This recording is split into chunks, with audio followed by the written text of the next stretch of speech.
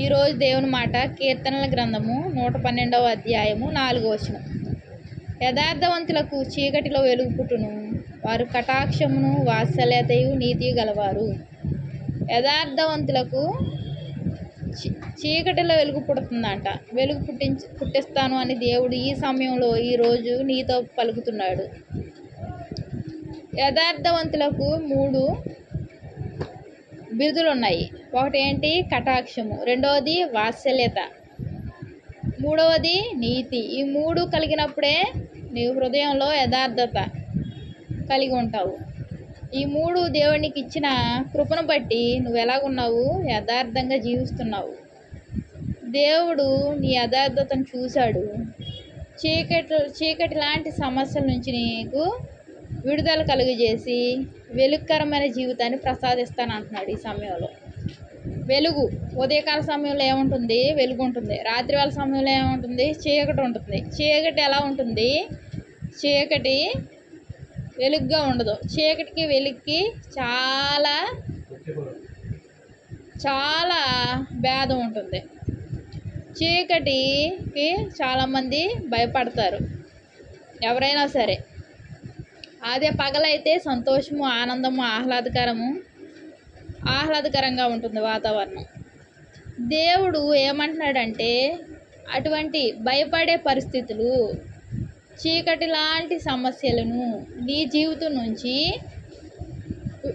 విడిపిస్తానంటున్నాడు. నీ జీవితంలో ఏమైతే నువ్వు ఇష్టం కాని పరిస్థితులు నీ జీవితంలో ఏవైతే చోటు చేసుకున్నాయో వాటిని దూరపరుస్తానంటున్నాడు. ఆ చీకటిని దూరపరిచి ఏం చేస్తానంటున్నాడు? వెలుగు పుట్టిస్తానంటున్నాడు. కరుణామయుడు ఏమంటున్నాడు? జాలిగల దేవుడు నిన్ను ప్రేమించాడు, నిన్ను కటాక్షించాడు, నీపై వాత్సల్యత కురిపిస్తున్నాడు. నీతిమంతుడు దయగల మాట నీతో చెప్తున్నాడు. ఈ సమయంలో నీకు వెలుగు పుట్టిస్తానంటున్నాడు. వెలుగు దేవుడు ఏమంటున్నాడు? వెలుగు పుట్టిస్తానంటున్నాడు. యథార్థవంతులు దేనికి భయపడరు. యథార్థవంతులు ఎలా ఉంటారు? నీతిమంతులు సింహంలే ఉంటారు. అదే రీతిగా నీ నీతి నీకు ధైర్యం పుట్టించదా? నీ యథార్థత నీకు ధైర్యం పుట్టించదా అని యోబు గ్రంథంలో ఉంది. అలాగే నీతిమంతులు ఎలా ఉంటారు? సింహం వలె ఉంటారు. ఈ యథార్థత, నీతి, ఈ కటాక్షము ఇవన్నీ నీలో ఉన్నాయి కాబట్టి దేవుడు ఈ సమయంలో నీ జీవితాలను గొప్ప ఆనందంతో నింపుతున్నాడు. నీ కుటుంబ సభ్యులలో ఆనందం, నీ జీవితంలో ఆనందం. ప్రతి ఒక్కరికి దేవుడు సంతోషాన్ని ప్రసాదిస్తున్నాడు. మనం ఈయన దేవుడు గొప్ప మాట చెప్పాడు కాబట్టి మనం ఇంకా భయపడాల్సిన అవసరం లేదు. పరిస్థితులు నీకు చీకటిగా కనిపించవచ్చు, కానీ వాటిని తొలగిస్తానంటున్నాడు దేవుడు. పుట్టును అన్నాడు. వర్తమానమా, భూత, భవిష్యత్ కాలమా?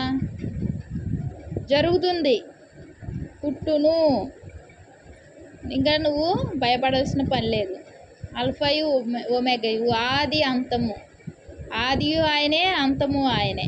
సర్వ సృష్టికర్త, సర్వాన్ని సృష్టించిన మన దేవుడు ఈ యొక్క మాట పలికాడు.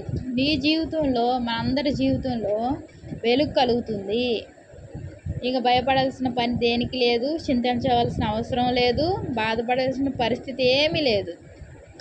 అన్నీ సమాధానకరంగా, సంతోషకరంగా మారతాయి. దేవునికి వందనాలు. ప్రార్థన చేసుకుందాం.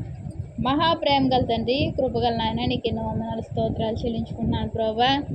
నువ్వు ఈ సమయంలో ప్రభా మాట్లాడవు తండ్రి. యథార్థవంతులకు చీకటిలో వెలుగు పుట్టునన్నావు ప్రభా. అవును తండ్రి, చీకటి ఇలాంటి సమస్యలతో చిక్కబడి తండ్రి నాయన యేసయ్య కొట్టిమిట్టాడుతున్న మా జీవితాలపై నీ యొక్క వాత్సల్యతను, కనికరాన్ని, కృపను మాపై కుమ్మరించి తండ్రి, నీ కటాక్షంను మాపై చూపించి తండ్రి, నీతి అను నీ దక్షిణాస్తంతో మమ్మల్ని ఆదుకుంటున్న దేవా, నీకు ఎన్నో వందనాలు చెల్లించుకుంటున్నాను ప్రభా. యేసయ్య, ఎంతైనా నువ్వు నమ్మదగిన దేవుడు అయ్యా తండ్రి. తండ్రి, మేము తండ్రి గర్భంలో ఉండగానే ప్రభా రూపింపక మునిపే తండ్రి నేను పాపాత్మును తండ్రి. యేసయ్య, కేవలం నీ యొక్క ఉచితమైన కృప, నీ ప్రేమ తండ్రి నాయన ఎంతగానో నువ్వు ప్రేమిస్తున్నావయ్యా తండ్రి. ఒకటి కాదు, రెండు కాదు, ఎన్నో కార్యాలు మా జీవితాల్లో చేసుకుంటూ వస్తున్నావు ప్రభా. నీకు వేలాది వందనాలు, స్తోత్రాలు చెల్లించుకుంటున్నానయ్యా. మా కుటుంబ సభ్యులందరినీ ఆశీర్వదించండి, దీవించండి. వారి యొక్క జీవితాల్లో ప్రభా, మా అందరి జీవితాల్లో నువ్వు వెలుగును ప్రసాదిస్తున్నందుకు వందనాలు చెల్లించుకుంటున్నాను. చీకటి లాంటి సమస్యలను దూరపరుస్తున్నందుకు వందనాలు చెల్లించుకుంటున్నాను ప్రభా. తండ్రి నాయన, మా రాకపోకల్లో తండ్రి తోడుగా ఉండండి. మా బిడ్డల చదువులో తోడుగా ఉండండి ప్రభా. ప్రతి ఒక్కరిని ఆశీర్వదించండి, నీ మేళలతో నింపండి తండ్రి. నీ సంఘంలో ప్రభా నాయన సాక్షులుగా నిలబెట్టండి. కృపగల దేవా, నీకెన్నో వందనాలు చెల్లించుకుంటున్నా ప్రభుని ప్రియరక్షకుడు యేసుక్రీస్తు వారి నామంలో అతి వినయంగా ప్రతిమలాడి వేడుకుంటున్నాం తండ్రి. ఆమేన్, ఆమేన్. Praise the lord.